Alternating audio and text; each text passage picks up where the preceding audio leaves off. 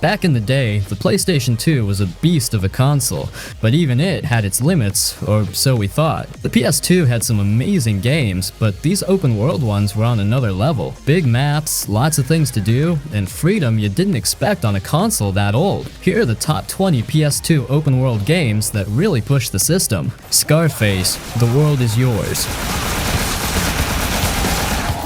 Scarface was a big deal because it really tried to push the PS2 to its absolute limit, especially with its world. The game was set in a huge version of Miami, a much bigger city than you'd usually see on a console back then. It wasn't just a few streets, it had all these different neighborhoods, from the beaches of South Beach to the grimy streets of downtown, and they all felt distinct. Driving through the city, you could see just how much stuff they packed in, from cars to pedestrians, which made it feel really alive. The sheer scale of it was a major technical achievement for the PS2. The gameplay was what really set it apart. You aren't just running around and shooting. The whole game was built around the idea of building your empire back up. You started with almost nothing and had to earn money by doing all sorts of shady deals, like buying and selling drugs. The balls meter was a genius feature. The more crazy stuff you did, like taking down enemies in style or just causing chaos, the more your balls meter would fill up. When it was full, you could go into this blind rage mode, which was like a first-person shooter mode where you were invincible and had unlimited ammo. It was a really creative way to reward aggressive and stylish play.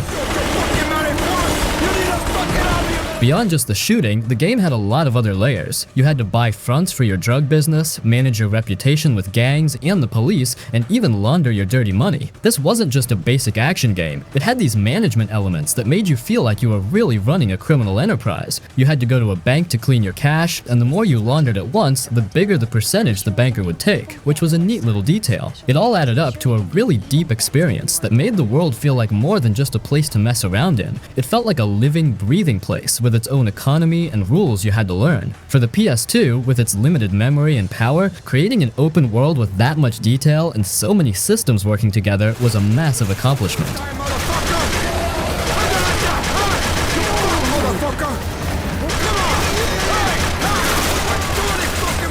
GTA San Andreas. Oh shit, here we go again. Okay, so now we're talking about the king of them all, Grand Theft Auto San Andreas. I mean guys, what can I even say? Almost all of us must have played this masterpiece at least once. This game didn't just push the PS2's limits, it practically shattered them, and then rebuilt them into something brand new. This wasn't just like a small island city, but it was an entire state. You had 3 whole cities to explore, each with its own style, plus all the countryside in between. There was Los Santos, which was like a mini Los Angeles, then San Fierro, which was based on San Francisco, and finally Las Venturas, which was the game's version of Las Vegas. All of them were massive and connected by highways, country roads, and even deserts. Just the sheer size of the map was mind-blowing for a PS2 game. The world itself felt incredibly alive and so packed with stuff to do. You weren't just a character, you were a person. You had to eat to keep your health up, and if you ate too much junk food, you'd get fat, which would actually change how you looked and how fast you could run. If you worked out at the gym, you'd get ripped and stronger. This was a crazy level of detail for a game back then. You could customize CJ's clothes, his hairstyle, and even get tattoos. It made you feel like you were really shaping your character. Moms would be proud. The gameplay was on another level too. The number of vehicles was insane. Bikes, cars, planes, helicopters, and even a jetpack. The missions were wild and varied, from stealing a jet from a military base to robbing a casino. But it wasn't just the story missions. There were so many side activities. You could play basketball, get a girlfriend, play pool, or even just drive a taxi or a fire truck. It felt like a true sandbox where you could just mess around for hours and still find new things to do. The whole game was a technical marvel for the PS2. They had to put so much on that little disc, and it ran pretty well most of the time. The draw distance was incredible for a PS2 game, letting you see so far across the map. It's the kind of game that proved the PS2 was capable of truly epic open-world experiences that were more than just a big map with a few things on it. It was a complete world in a box.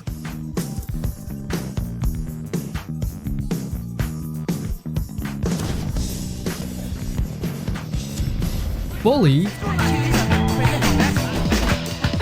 Like, when you think of open world games on the PS2, you're usually thinking about something huge, sprawling, like GTA or whatever. But Bully? Nah, it's so different, and that's why it's so good. It's like they said, what if we took all that open world magic and crammed it into a school? And it just works, it really does. I'm telling you, Bulworth Academy is just one of those places that feels lived in, you know? Like you're actually there. You walk down the halls and you see all the different cliques, the jocks being jocks, the nerds hiding in the library, and the preppies just being total jerks. And the town too, it's just this perfect little slice of Americana with its own weird little spots and secrets. For a PS2 game, the level of detail is just nuts. It's not just a backdrop, it's like a character in the game itself.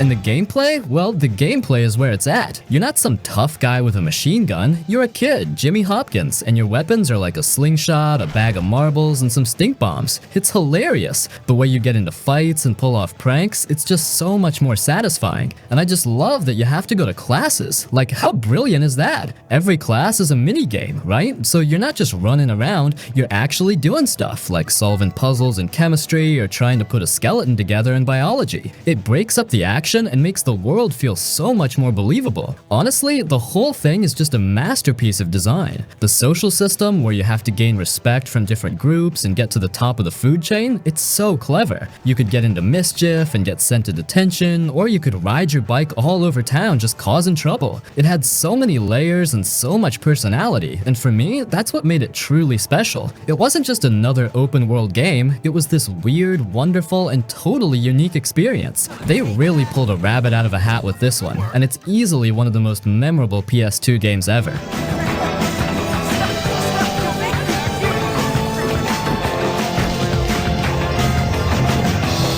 Alright guys, before we continue the video, if you're looking for a new PC to play all the amazing games I talk about on this channel and want something clean and powerful, you should check out Apex Gaming PCs. They've put together a line of PCs that covers basically every budget. First, there's the Apex Bronze, a perfect starting point if you're just getting into PC gaming. It comes with an AMD Ryzen 5 4500 RTX 3050, ideal for our budget ballers out there. Then there's the Streamer and Streamer Plus, which packs serious power with high-end components for playing at the highest settings. The Apex Streamer's got a Ryzen 7 5700X, 32GB of RAM, and an RTX 4060 Ti. Perfect for playing all the newest AAA games at 1080p or even 1440p at 60 FPS. It's also a great way to revisit old masterpieces at the highest fidelity, which we often talk about on the channel. The Apex Streamer Plus steps it up even more in the GPU department, coming with a Ryzen 5 7600X, 32GB of DDR5 RAM, and an RTX 5070. If you're looking for high refresh rates and smooth 2K gaming, this one is an excellent choice. I also want to mention that Apex pre-built PC cases they've chose look really clean and aesthetically pleasing. One of the coolest things is that they offer financing options, so you don't have to pay for everything at once and break the bank. I've put my personal link in the description so you can check out all the specs yourself. They've also given our channel a discount, so make sure to use my 3% discount code PIXEL when you purchase an Apex Gaming PC. The Warriors.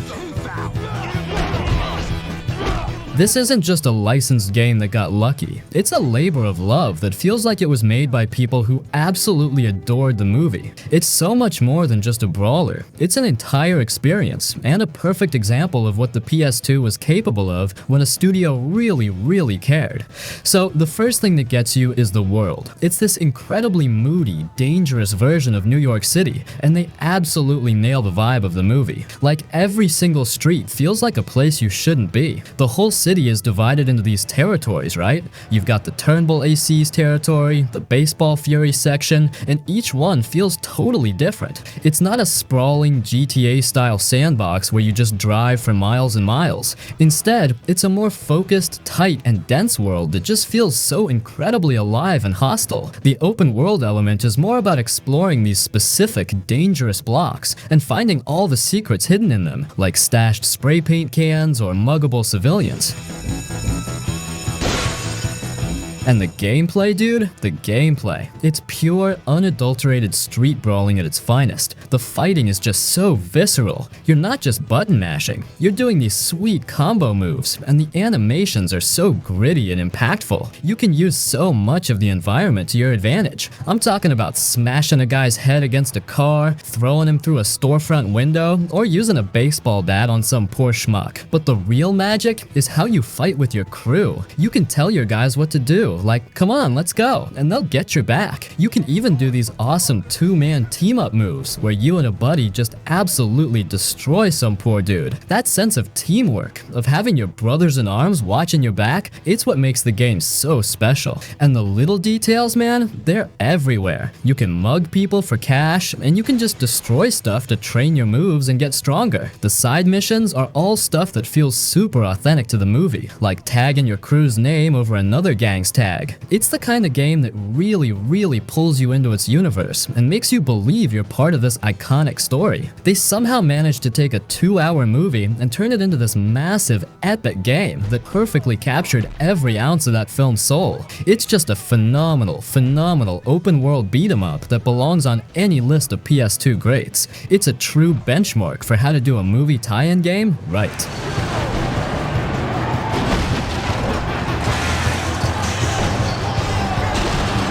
Midnight Club 3. Most racing games back then just gave you a track, maybe a few of them. But this gave you 3 huge, living cities to just tear up. You start out in San Diego, which just had this awesome beach vibe and cool curvy roads, and you could just drive for what felt like forever, going all over the place.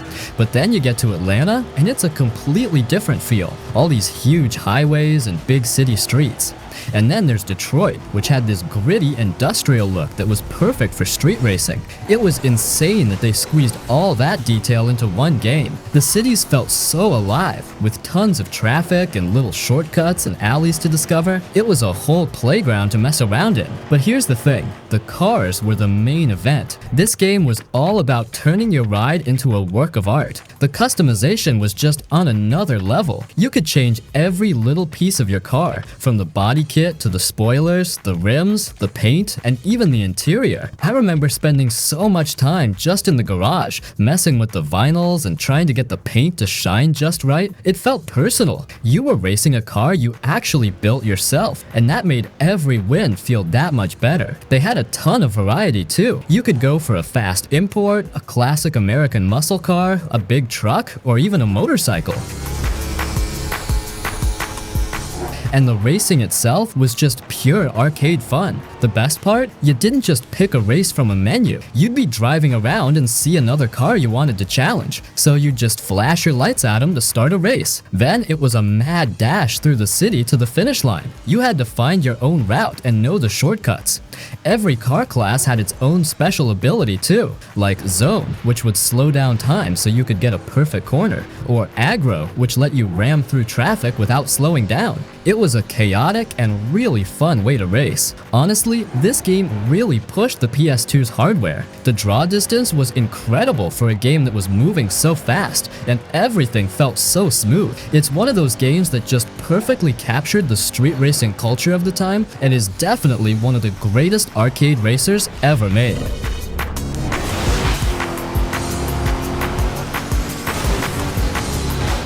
True Crime Streets of LA. Streets of LA was a big, ambitious game for the PS2. It came out at a time when everyone was trying to make their own version of a big open-world game, but this one tried to do something totally different. Instead of being a criminal, you were the law. You played as Nick Kang, this wild detective, and your job was to clean up the streets of Los Angeles. Here's the thing, the city in this game was huge. The developers said it was a 1-to-1 scale of a big chunk of LA, which was just crazy to think about for a PS2 game. You could drive for ages and see all these real-world places and landmarks, from the streets of Hollywood to the mansions in Beverly Hills. The world felt vast and packed with stuff. The best part was just driving around and seeing the sheer scale of the city. For the PS2, making a world that big and not having it feel empty was a huge challenge, and they did a pretty good job. Crime alert, all units. Suspicious car reported. The whole game was built around a morality system. As a cop, you had choices to make, and those choices affected whether you were a good cop or a bad cop. When you got a call about a crime, you could rush in and just start shooting, or you could try to be smart about it, disable a car, and then arrest the suspects. Your integrity meter would go up or down based on your decisions. Being a good cop meant more accurate shooting, and being a bad cop gave you more power in a fight. You could even take bribes from people or just rough them up to get information. It was a really unique idea that made the game feel more personal. The gameplay was a mix of a bunch of different things. There was of course a lot of driving, with crazy car chases through city traffic, but when you got out of the car, you had a lot of options. The hand-to-hand combat was a highlight. You could do all these different martial arts moves and combos, which felt really cool and fluid. The shooting was a bit rough sometimes, but it had a cool slow motion feature that let you aim at different body parts, which was just like something out of a movie. On top of the main story, you'd get random calls about crimes you could solve, like a mugging or a bank robbery. It really made the city feel like a living place with stuff happening all the time, not just when you were on a mission. It was an ambitious game that tried to do everything, and it showed how much potential the open world genre had on the PS2. Hey, those cups look good on you. Driver Parallel Lines. Parallel Lines brought something truly unique to the PS2's open world scene by giving players two distinct time periods to explore. The game starts in 1978, where you play as a young getaway driver known only as the Kid. The city of New York is a grimy, vibrant place full of classic muscle cars, groovy music, and a specific gritty feel. After a betrayal, the story fast forwards to 2006, and you're back in the same city, but it's completely changed. The vehicles are now modern, the music is different, and the city itself has a polished, more contemporary look. This contrast between the two eras was a huge part of the game's appeal. But again, I mean, the coolest part, without a doubt, is what happens later. The story fast forwards all the way to 2006, and you're still the same character, but now the city is completely different. All the old cars are gone, everything is new, the music has changed, and the whole atmosphere is just slicker and more modern. It was like getting a sequel inside the same game. I remember just driving around and seeing the same streets but with different buildings, different people, and just thinking how wild that was for a game back then. It really felt like the passage of time had happened. And the gameplay for me was all about the cars. The driving in this game was just top-notch. It was so much fun to just tear through the streets in those classic muscle cars from the 70s and then hop into a sleek sports car in the 2000s. And they finally let you get out of the car and get in a new one whenever you wanted, which was a huge deal for a driver game. It felt so freeing. The story was a blast and the missions were a ton of fun, but honestly, I spent so much time just driving around, soaking in the two different eras, and customizing my rides. It's one of those games that just stands out because it had a killer idea and it executed it perfectly. It's just a classic for sure.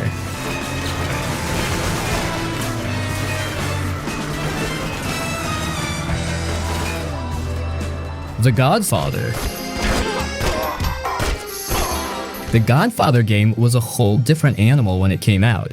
It wasn't just another open world game, it was this deep dive into the world of the most famous mob movie of all time, and for the PS2, it pulled it off. The game gives you a version of 1940s New York that just feels right. It's got that dark, gritty feel from the film, but you get to explore it all. You can walk the streets, see the classic cars, and even visit places from the movie. The city itself is huge for a PS2 game, and it really felt like a living, breathing place, not just a backdrop for missions. But the best part of the whole thing was how it put you right into the Corleone family. You created your own character and got to rise through the ranks, starting as a small-time thug and working your way up to a powerful made man. The game actually put your character into the spaces between the scenes of the movie, so you'd see famous moments from a whole new point of view, which was just so cool for fans of the film. It's been too long since you've come around. The gameplay itself was what made it feel so different from other games. It was all about building your own criminal empire, but the way you did it was unique. They had this system called the Black Hand Combat System, and it was genius. You'd go into a business you wanted to extort for protection money, and you'd have to intimidate the owner. You could do it in all these different ways, like smashing up their shop, throwing them around, or even just talking to them until they broke. You had to get them to their limit without going too far and killing them, which took some real finesse. You would take over these businesses, and then you'd have to take on entire rival family compounds. It was a constant war to expand your turf and your influence. Every mission you did and every business you took over earned you respect, which was like your experience points. The more respect you got, the stronger your character became. You could learn new fighting moves, get better weapons, and become more powerful. The game also tracked your relationships with the other families, so your actions could lead to open warfare or a peaceful truce. It was a really complex system that gave you a lot of freedom in how you chose to play. The game just had a ton of depth and managed to be both a great open world game and a perfect companion to a classic film. It was a true jam on the PS2.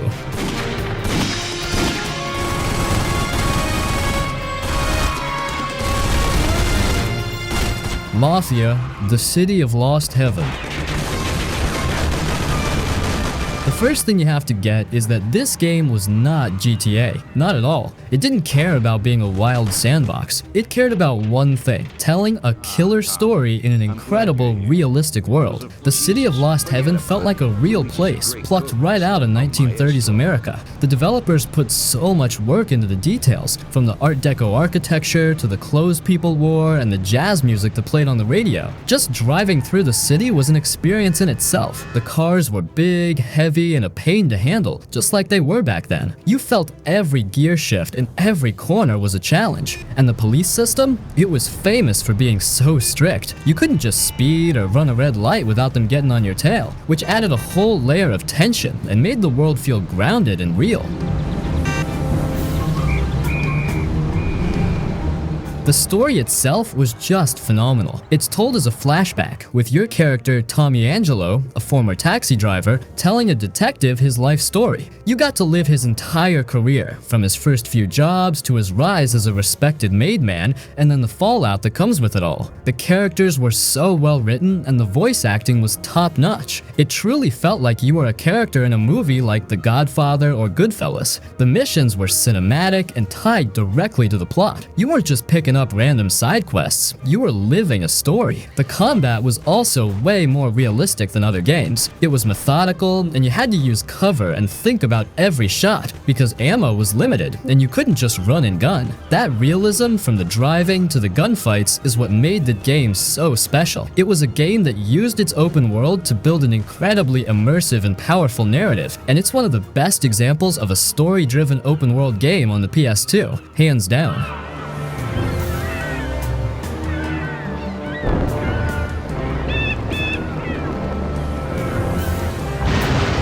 The Getaway. The Getaway was a true original for the PlayStation 2. While most open-world games were set in a fictional version of an American city, this game made the bold choice to recreate a massive and highly detailed version of London. The developers went to incredible lengths to achieve a sense of realism, using thousands of photographs and maps to get the city's scale and layout right. Driving through London with its narrow streets and distinctive architecture provided a completely different experience from other games. The atmosphere felt dark and gritty, capturing the mood of a British gangster film. It was a huge technical achievement for the console to render a city this size with such a high level of detail. The game's most talked about feature was its strict dedication to a cinematic experience. It famously had no heads-up display, HUD. There was no health bar, no ammo counter, and no minimap. Instead, health was indicated by how much your character was limping and bleeding, and the direction to your next objective was shown by your car's turn signals. This design choice was a risky but effective way to pull players into the game's world and remove any barriers to immersion. The story itself was presented like a serious, mature crime thriller with a non-linear narrative that swapped between two different protagonists. The missions were structured like set-piece action scenes from a movie, flowing from one to the other with minimal interruptions for free roaming. The commitment to realism extended to the gameplay as well. The vehicles had a heavy, realistic feel, and the controls were more deliberate than the arcade-style driving of other games. This made high-speed pursuits feel more challenging and dangerous. While the on-foot controls could be a bit clunky, they were part of the game's reputation for being uncompromising in its design. The game's use of a cast of real British actors to provide the voice acting also added to its film-like quality. The Getaway wasn't a perfect game, and its dedication to a rigid, movie-like experience meant it lacked some of the freedom of other open-world titles, but its ambition and unique style made it a landmark title that truly pushed the boundaries of what was possible on the PlayStation 2.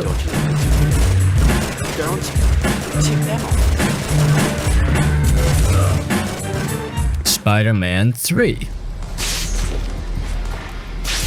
This game was a different kind of open-world experience for the PS2. Instead of driving around in a car, this was all about being up in the air, swinging from building to building. The game gave you this huge, detailed version of New York City, and for a Spider-Man fan, it was a dream. The city was a character in itself, full of different districts that felt unique, from the bustling streets of Times Square to the quiet buildings of Central Park. They really made it so you could swing anywhere you wanted, and that feeling of freedom was what made the game so special. The traversal was just incredible. The web swinging felt so much better than in previous Spider-Man games. It was all physics-based, so you actually had to attach your web to a building to swing. The speed and the flow of it when you got it right was just so satisfying. You could just spend hours swinging around the city, doing nothing, and it was a blast. And of course, the combat was a huge part of it. You had all these different moves and combos to take down bad guys, but the coolest part was definitely the symbiote suit. When you put on the black suit, your combat became way more aggressive and powerful. It just felt so good to absolutely wreck a group of enemies with the black suit's powers. It was a direct connection to the movie's story and a great gameplay mechanic.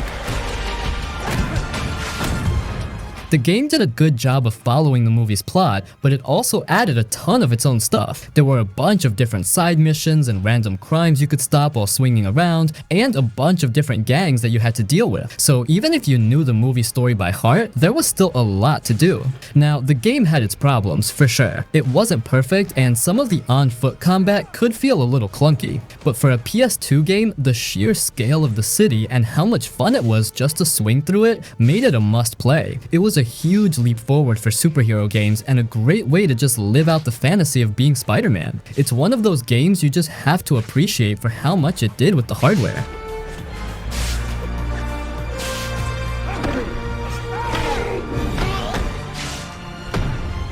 Hulk Ultimate Destruction.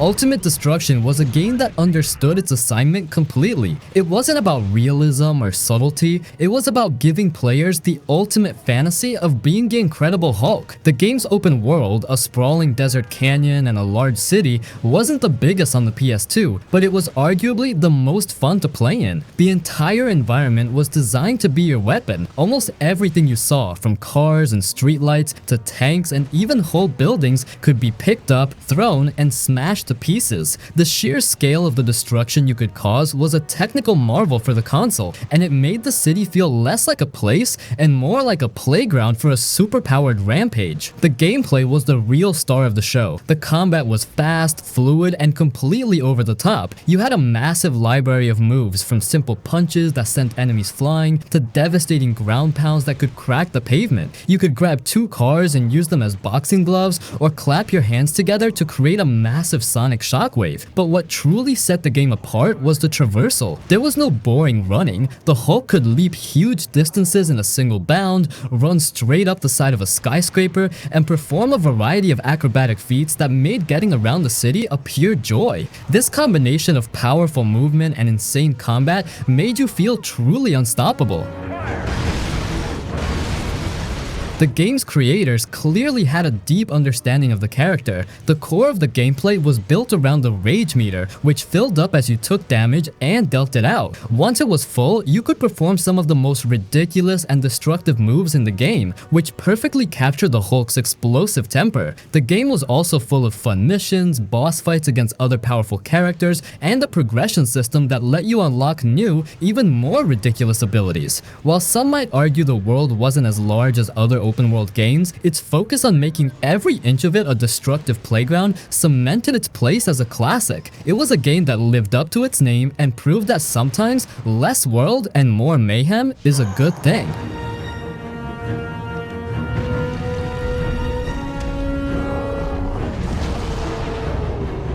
Mercenaries, Playground of Destruction. Mercenaries Playground of Destruction was a game that lived up to its name completely. It was one of the purest open-world sandboxes on the PlayStation 2. The game didn't have a rigid, cinematic story like some others. Instead, it gave you a massive map based on a fictional North Korea and let you loose. The entire world felt like a living, breathing war zone with different factions fighting each other. You would see firefights break out between rival groups, and you could choose to get involved or just watch the chaos. The world was designed to be your tool, and the game's philosophy was simple. Give the player a ton of toys and let them figure out how to have fun. The core of the game was its open-ended mission structure. You, as one of a few playable mercenaries, could choose to work for any of the 4 major factions on the map. Taking on a mission for one faction would raise your reputation with them but lower it with their enemies. This created a dynamic system of alliances and betrayals, and it made every choice feel like it had a consequence. The main objective was to take out a list of high-value targets known as the Deck of 52. You could approach each target in any way you wanted. You could sneak in, go in with a full frontal assault, or even call in a massive airstrike. The game put all the power in your hands and let you be as creative and destructive as you wanted to be.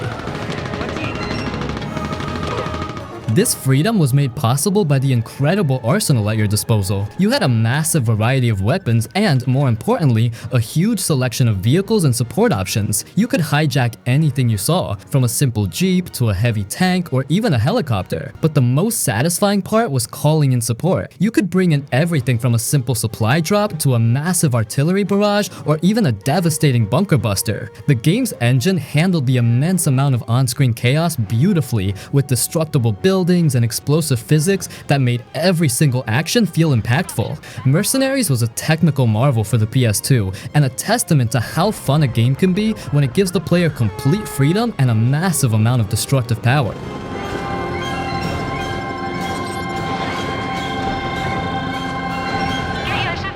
Destroy All Humans 2.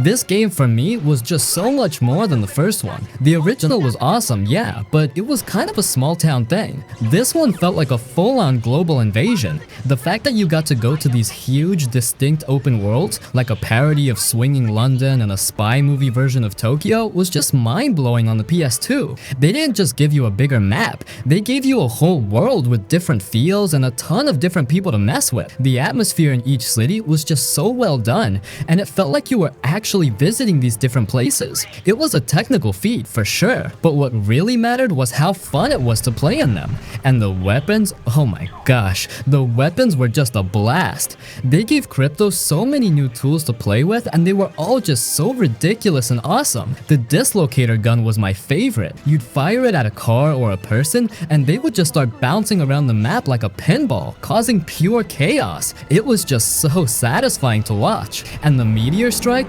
that was just pure, over-the-top destruction you could call in from the sky. On top of that, your psychic powers got way better too. You could snatch someone's body to walk around in, and even use their powers for your own twisted purposes. All these new toys gave you so many more creative ways to complete missions, or, just cause mayhem.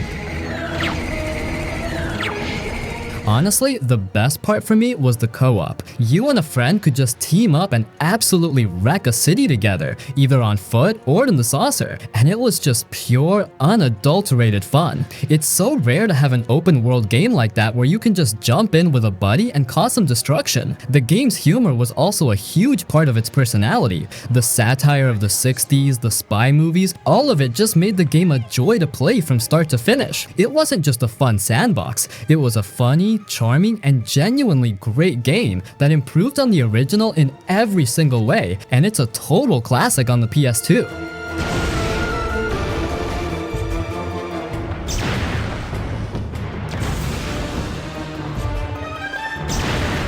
Just Cause.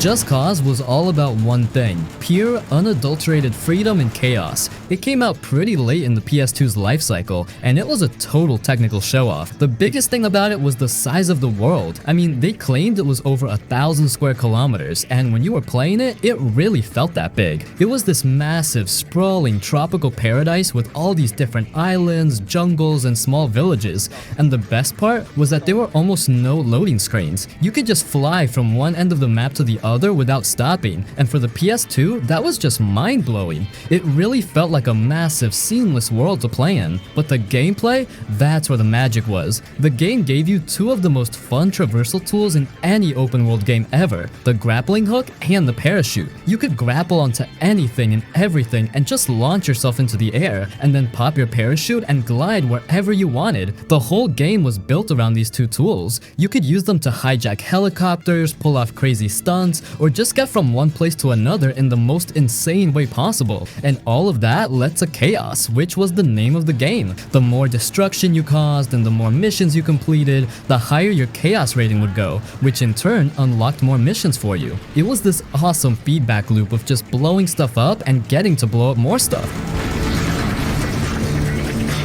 The missions were a blast too. They were like something out of a classic action movie, full of explosions, car chases, and over-the-top stunts. And the vehicles, the variety of cars, boats, and especially planes and helicopters you could steal was just insane. The game had some rough edges for sure. The frame rate could get a little dicey when there was a ton of stuff going on, and the world could feel a little empty at times because of how big it was. But honestly, it didn't matter. The game was a proof of concept for a new kind of open-world experience, and it gave you a level of freedom and creativity that no other game on the PS2 had. It was a chaotic, unforgettable ride and a true glimpse into the future of sandbox games.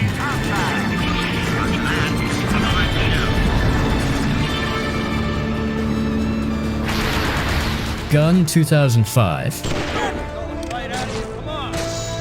This game was so much more than a simple Western shooter. It was this dark, gritty, and incredibly atmospheric experience that, for me, felt like it was pulling you into a proper movie. It wasn't about having a massive, empty world. Instead, it gave you a frontier that, while not as big as some others, was packed with detail and felt truly alive. You could ride for miles across dusty plains, through narrow, treacherous canyons, and into bustling, grimy towns, and it all felt authentic and dangerous. The whole tone of the game was so mature and unforgiving, which was a huge part of its appeal. The story was at the center of it all. It kicks off with a betrayal so sudden and brutal that you immediately feel for the main character, Colton White. His quest for revenge isn't just a simple goal, it's a driving force that carries the entire game. The narrative is so well paced, with twists and turns that kept you on the edge of your seat, and it deals with some heavy themes of greed, corruption, and the violent realities of the Old West.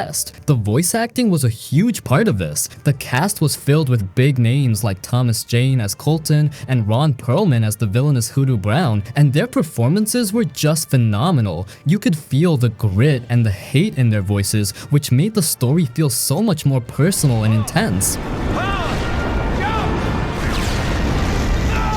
And the gameplay, man? The gameplay was just so satisfying. The shooting was tight and the weapons felt powerful. You had all the classics, from a quick-firing revolver to a powerful shotgun that could turn enemies into a mist of blood and dust. But the best part, hands down, was the quick draw mechanic. You'd build up your meter by getting kills, and then you could activate this awesome slow motion mode where you would go into a first-person perspective and you could just flick your aim and blast a dozen enemies in the head in a matter of seconds. It was this perfect mix of skill and cinematic flair that never got old. Outside of the main missions, the world was full of stuff to do that felt like it belonged. You could herd cattle, track down bounties, play poker for money, or just go hunting for buffalo. These side activities weren't just filler, they were fun, and they helped you earn cash to buy upgrades for your weapons and improve your stats. And the horseback riding, it wasn't just a way to get around, it was a huge part of the gameplay, allowing you to ride at full speed, jump obstacles, and even shoot enemies from your horse. All of these details, from the excellent voice acting to the brutal combat and the amazing atmosphere, came together to make a game that, for me, was a masterpiece that showed a focused open world experience can be way better than a huge empty one.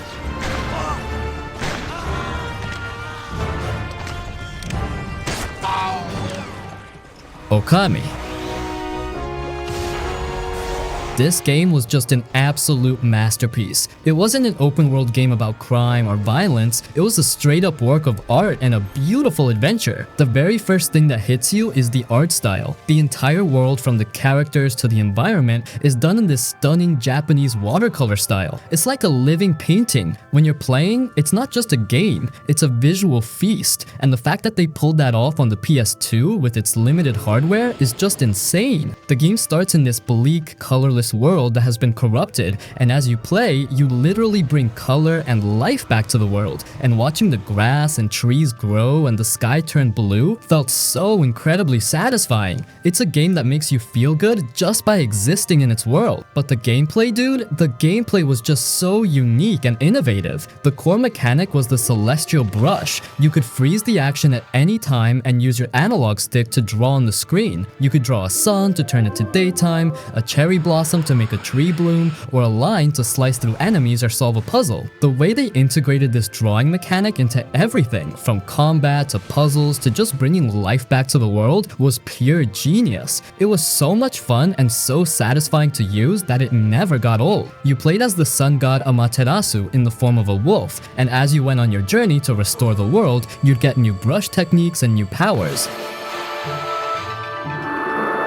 The combat was a perfect blend of a solid action game with the creativity of the brush. You could use a few different weapons, but the key was to use your brush to exploit an enemy's weakness, like drawing a bomb to blow a big guy up or a lightning bolt to zap a flying enemy. And the game just had so much heart. The characters were memorable, the story was beautiful, and the music was just incredible. It was a game that looked like a classic piece of art, but played like a fantastic modern action-adventure game. It's one of those games that proves that you don't need photorealistic graphics to be a timeless classic. It's a beautiful, innovative, and unforgettable experience on the PS2, and a must-play for anyone who wants to see what a game can be when it has a true artistic vision.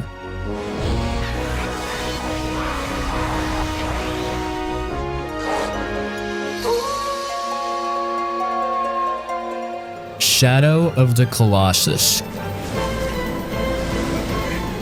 Shadow of the Colossus is one of those games that just stands on its own. It's a game with a single focus, and it does that one thing perfectly. You play as a guy named Wander, and all you have to do is find and defeat 16 enormous, majestic creatures called the Colossi. That's the whole game. There are no side quests, no towns to visit, just a massive, beautiful, and lonely world and your quest. It's an unforgettable experience. The world itself is called the Forbidden Lands, and it's just something else. It feels ancient and forgotten. You'll ride your horse, aggro, for miles across these vast plains, through canyons and over cliffs, and the whole time you feel this sense of isolation. The game uses its huge scale to make you feel tiny and insignificant, which just adds to the atmosphere. You'll stumble across old ruins, massive waterfalls, and stunning vistas, and it really feels like you're on a grand, lonely journey. The fact that the PS2 could render a world so big and seamless with no real loading screens was a huge accomplishment for the time. And the Colossi, man, they are the best part. They're not just bosses you fight, they're living, breathing puzzles. Every one of them is different and majestic. Some are like peaceful, rock-covered giants, and others are aggressive flying beasts. Your job is to figure out how to climb them. You'll grab onto their fur, their stone bodies, or their wings, and you have to hold on as they shake and try to knock you off. The sense of scale is just incredible. You're this tiny speck clinging to the back of a giant, and you can feel your controller rumble as they move. It's this epic acrobatic struggle that's equal parts puzzle and combat, and when you finally take one down, there's this sadness to it. The game makes you feel a little guilty for what you've done, and it gives the whole quest this tragic emotional weight that's so rare to find in games. The animation was so good on the PS2 too. You could feel the weight of every jump and every move, and the way the Colossi moved was just so fluid and believable. It was an absolute masterpiece that showed what a game could be if it had a strong vision and a ton of heart.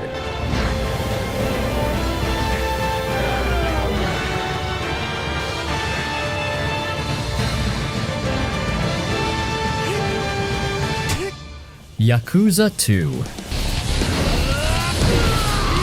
The PS2 was pushed to its absolute limits to bring this thing to life, and the result was one of the most immersive and packed open worlds on the console. You weren't just running through some generic city, you were in these two incredible living places. The first city, Kamurocho, felt like a home for anyone who played the first game. The moment you step into Theater Square with the giant Millennium Tower looming over you, you feel that energy. The streets are just packed with people, all of them walking around, and the whole place is lit up with these insane neon signs. Every alleyway feels like a new discovery, and you can just stumble into a street fight or a random side quest at any moment. And then the game takes you to a completely different city, Sotenbori, and it's just as alive, but has a totally different vibe. You've got the huge, iconic Glico-like sign over the canal, and the streets feel louder and even more energetic. The fact that the game could handle two distinct and incredibly detailed cities with so much going on in them was a serious technical achievement.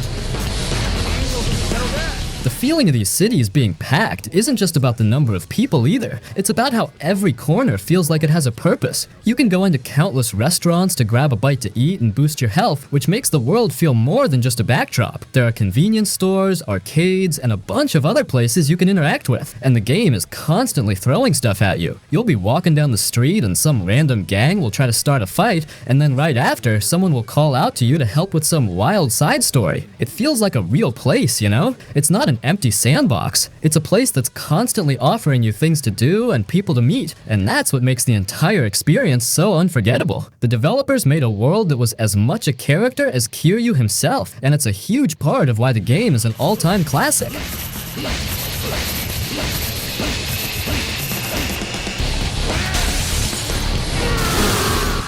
The Simpsons Hit and Run. This game was an absolute gem. It's one of the best examples of a licensed game done right, and for a lot of people, it was their first real experience with an open world game. It took the whole Grand Theft Auto formula and basically just put it in the world of The Simpsons, and it was a perfect fit. The open world of Springfield was a huge part of the game's magic. The moment you start playing, you feel like you're actually in the show. All the iconic landmarks are there, the Simpsons house, the Quickie Mart, the power plant, Moe's Tavern, and just about every other place you can think of. It was a thrill for any fan of the series to finally get to explore these places. The whole game just looks and feels like a long episode of the show. The humor is spot on, with tons of funny dialogue, silly character animations, and a totally absurd plot involving aliens and a weird soda conspiracy. She needs to talk to you at home before you go to work.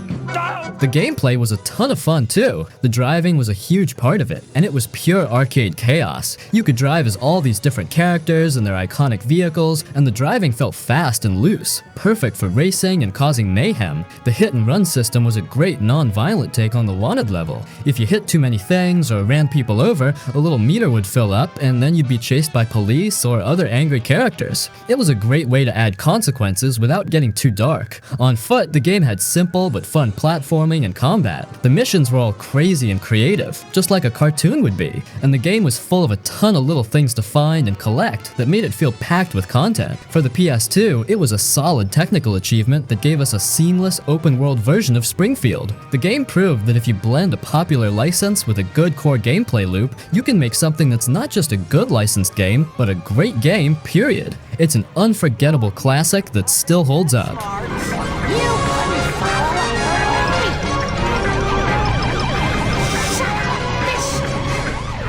Jak II.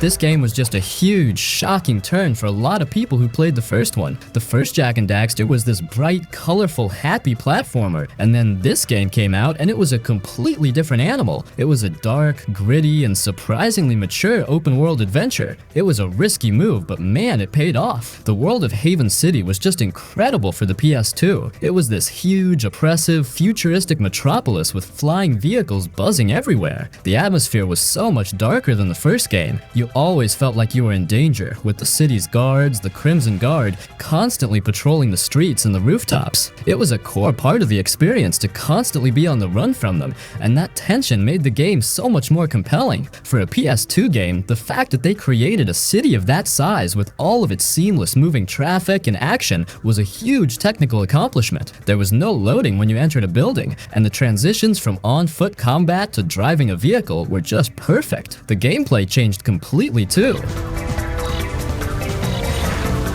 Jak went from a silent hero to a talking, angry protagonist, and he had a full arsenal of guns to go with it. The combat was a really satisfying mix of the platforming from the first game and a new third-person shooting mechanic. You could run around on foot, jumping and shooting, and then you could steal a flying vehicle to get around the city. But the coolest thing was the dark eco transformation. When you filled up a special meter, Jak could turn into this powerful, destructive form with a completely different set of abilities. It was a great way to handle the tough battles and just cause some satisfying chaos. The story was much more serious and emotional than the first one, and it really gave the game a sense of purpose and a ton of heart. Jak II was a game that dared to evolve, and it proved that a beloved series could completely change its genre and still deliver a masterpiece. It's a true classic and a testament to how far a game could push the PS2.